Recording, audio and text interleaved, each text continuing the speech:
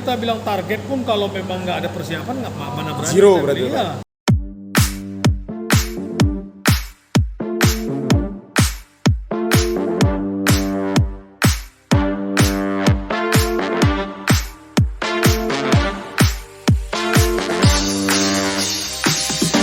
Ngomong kita ada sedikit memori. Jadi kita masuk termin kedua nih. Pak, pertama kan aku pikir Bapak keberangkat ke luar negeri itu Spanyol itu gara-gara udah jadi Esko di Asprop. Itu memang ada korelasinya atau gimana, Pak? Ada juga. Ada juga Karena terpilih jadi EXO ya dapat konektivitas ke sana dan yang kebetulan saya bahasa Inggrisnya juga bagus. Kemudian punya kenalan di sana ya ikut. Artinya gitu ya? juga kita mau membina anak-anak itu. Jadi kita ke sana itu ya siapkan semualah. Siapkan dana, siapkan semua fasilitas dan kita berangkat dan membantu. Iya. Membantu di sana selama di sini kan gitu. Nah, di sini juga nanti di program PSSI Sumut.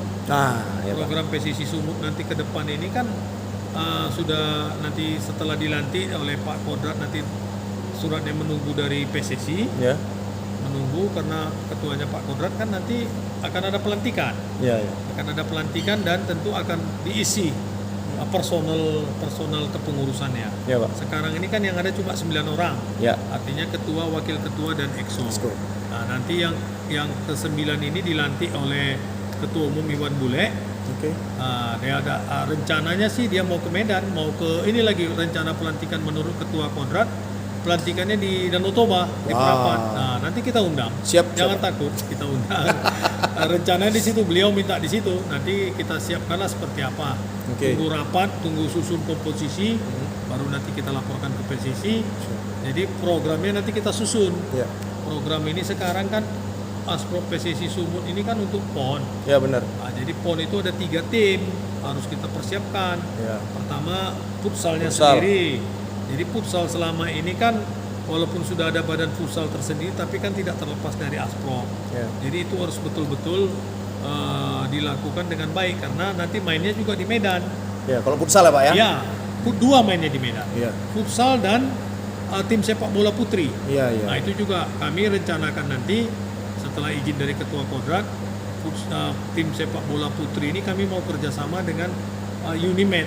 Unimed kan sekarang ada. Unimed dan juga dari Asahan. Iya, karena Asahan pun agak luar bagus, biasa, Pak ya. Itulah dia. Jadi kita kolaborasi aja semua. Kita kolaborasi semua siapa-siapa yang sepak bola putrinya bagus kita jadikan satu tim. Iya. Nanti kita tunjuklah pelatihnya kan siapa kan gitu, kita tunjuk pelatih ya kalau sudah jalan kan bisa.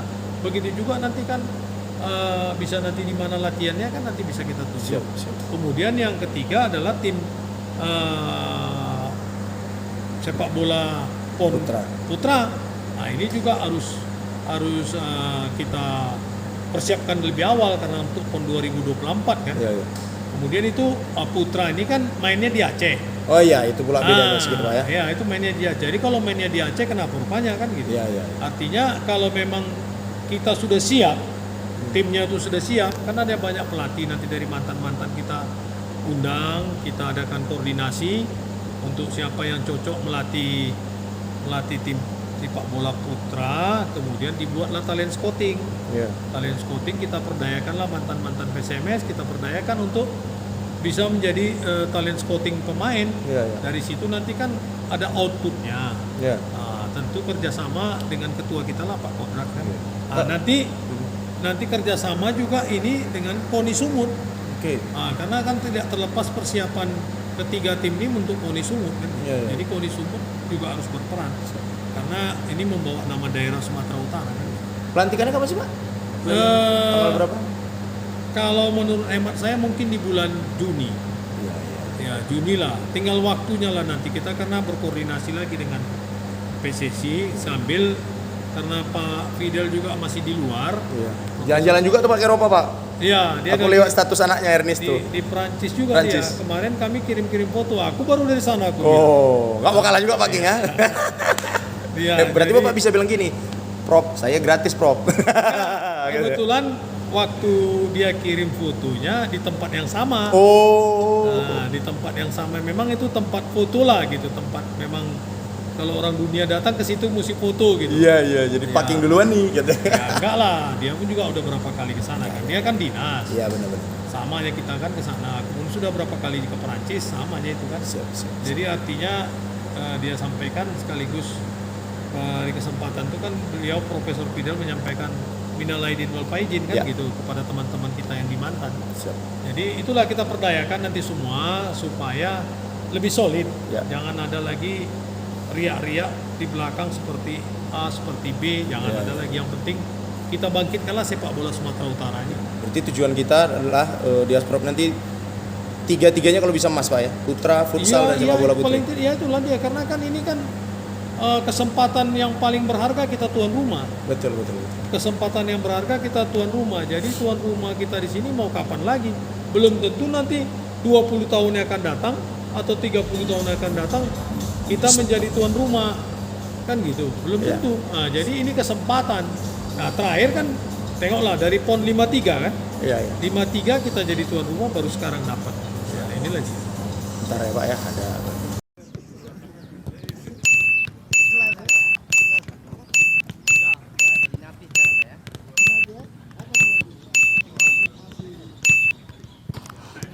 potong juga tadi dongan-dongan. Oh gitu Pak ya. Jadi intinya tetap 3 emas lah target kita tadi Pak ya. Iyalah. Walaupun kita ya makanya nanti seperti apa target 3 emas kita nggak bisa ngomong sekarang karena kita masih belum ada apa-apa, masih nol. Ya.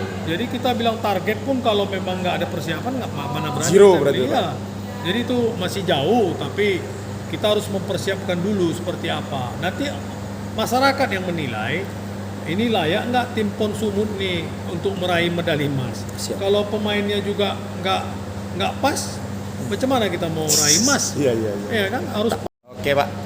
Jadi intinya emas itu kita lihat dulu masih terlalu dini kita bicara, kita bicara persiapan dulu Pak ya. Kita mesti rapat dengan KONI Sumut kan. Tapi rapat. kalau aku beri minit Pak kalau ini. Sebentar. Ini kan nanti di bulan Oktober juga ada Porwilsu. Ya. Porpropsu. Di Porpropsu itu nanti kita nampak. Di situ kan ikut sepak bola. Di situ juga nanti akan terpilih. Jadi Porpropsu itu nanti kebetulan delegatnya saya. Delegatnya saya di situ ditunjuk Pak Kodrat. Nanti tentu saya akan meminta bantuan teman-teman dari kawan-kawan mantan semua untuk melihat pertandingan itu. Siap. Dari pertandingan itu cobalah kalian bantu kami talent scouting pemain-pemain ini. Nanti kan ada misalnya mantan-mantan yang lain kan ada Gurning, Bambang Usmanto dan lain sebagainya.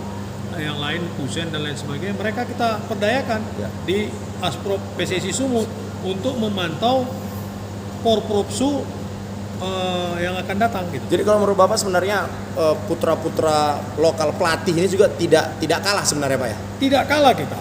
Cuma yang semuanya sebenarnya pemain-pemain kita ini cukup bagus. Cuma mau salah di mana kita nggak bisa menyalahkan seseorang kan gitu. Artinya ya itulah kondisi seperti ini kan. Kita kadang-kadang beda dengan Pulau Jawa. Pulau Jawa itu sudah persiapan. Kita kan istilah bahasa sedikit ku sampaikan hanya bahasa Inggrisnya talking too much doing nothing. Jadi terlalu banyak cakap pekerjaannya nggak ada gitu. Jadi udah itu kita juga harus siap lah. Kalau kita udah di bola ini harus siap. Kita siap dengan segala fasilitas terutama masalah kantong. Itu penting juga kan. Ini jangan pula kita nggak ada duit cerita bola kan gitu. Nggak bisa ya kita keluar duit lah. Nanti masa urusan beli aqua pun terancam. Ini ceritanya agak cerita ke tim kesayangan kita nih Pak. Enggak, misalnya lagi. Artinya selama kita jadi pengurus, kita kan nggak boleh mencari makan di situ. Kita harus keluar uang. Itu intinya dan itu prinsip saya. Setiap kita jadi pengurus bola sekian puluh tahun, belum pernah ada 1 rupiah pun yang kita makan dari situ. Nggak boleh dan itu haram. Haram itu nggak boleh kita makan uang itu. Haram. Justru kita mesti keluarkan uang kalau kita mampu. Bikinlah ini, bikinlah itu. Makanya saya bilang, masa kita sudah jadi pengurus bola beli aku aja untuk air minum anak-anak nggak bisa. Kemudian yang lain-lain, nah bisa kan tanya pemain yang lain atau pelatih yang lain atau pengurus yang lain kapasitas kita seperti apa kan gitu. Yang penting kita bukan jadi benalu di sepak bola, itu yang penting. Tapi Pak kalau di dunia profesional kayaknya lebih pantas semua dibayar Pak. Gimana? Bapak tanggapan Bapak itu. Misalnya mohon maaf, kalau kita bicara profesional Pak, kita nggak usah bicara tim kesayangan kita lah. Kalau kita bicara profesional, memang seperti itu, tapi belum sampai ke situ. Kita ini kan masih dibilang profesional, tidak. Dibilang amatir, tidak. Artinya kita abu-abu nih. Nah, kenapa kita bilang nggak profesional? Kita aja nggak punya lapangan. Kita masih pakai stadion Pemko, kan gitu. Nah, kemudian sudahlah kita pakai stadion Pemko segala macam, kan itu karena kedekatan pemerintah dan pemerintah mau. Kemudian orangnya juga jangan sok lagi profesional, aku mesti digaji. Segala macam yang perlu kita gaji itu pelatih dan pemain. Pelatih dan pemain yang perlu digaji. Kalau yang lain itu nggak perlu. Ya macam orang kitman lah perlulah, yang lainnya dokter kan gitu.